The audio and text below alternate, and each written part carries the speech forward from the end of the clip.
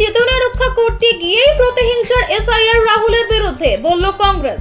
ভারতীয় সংবিধানের প্রণেতা বি.আর. আম্বেদকরকে নিয়ে কেন্দ্রীয় স্বরাষ্ট্রমন্ত্রী অমিত শাহের বিতর্কিত মন্তব্য ঘিরে সংসদ ভবন চত্বরে শাসক এবং বিরোধী পক্ষের ধস্তাধস্তির জেরে এফআইআর হয়েছে তার বিরুদ্ধে। বিজেপির অভিযোগ, তাদের দুই সাংসদকে আঘাত করেছেন তিনি।